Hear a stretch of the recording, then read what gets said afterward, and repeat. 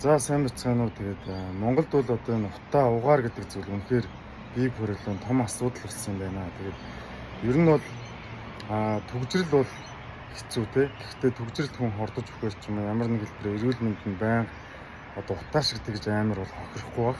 Хамгийн гол асуудал бол эхлээд утааг бид нэр арилгах хэрэгтэй юм. За энэ талаар би одоо хамгийн бодит боломжит аргын талаар та бүхэнд харуулж одоо ярилцсан. Монгол ч гэсэн энийг 100% хэрэгжүүлэх боломжтой.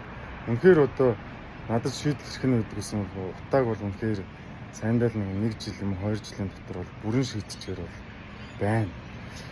За тэгээд одоо би жишээ нь Австралийн Сидней хотод амьдардаг. Тэгээд энд бол одоо 7-8 сая хүнтэй асар том хот. Энд бол нэгж төгжрөл алга, утаа алга. Тэгээ одоо жишээ миний энэ ард бол ингээ хауснууд шүү дээ. Ой мот шиг л харагдаж байгаа шүү дээ. Гэтэл энд бол одоо өчнөө айл бол ингээ байшинтайгаа байж байна.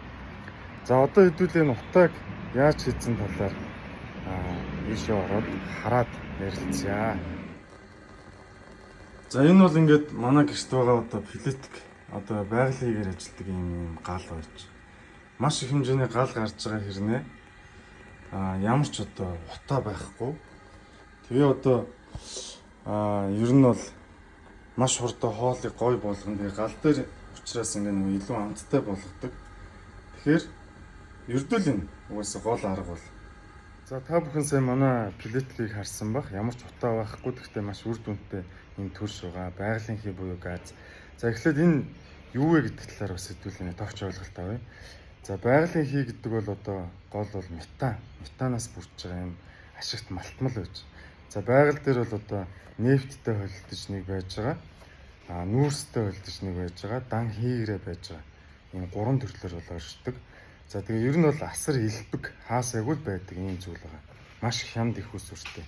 Тэгэхээр манай улсд бол байгалийн хийн нөөц бол байгаа. Хүрэн нүүрснээс бол гаргаж авах боломжтой. Манай нийт нүүрсний 70-80-90% нь бол одоо баг хүрэн нүүрс гэдэг. Тэгэхээр хүрэн нүүрснээс байгалийн хийг гаргаж авах одоо тэр нөөц маань 10 орчим их 80 м3 гэж байгаа ш. Тэгэхээр энэ бол Улаанбаатар хотыг өлгөн хэдэн жил бараг 100-200 жил хангацгаар тэгээд цаашаа экспортлох ийм их нөөцтэй болсон. Тэгэхээр бид нэр бичил ийм жижиг үйлдвэр бариад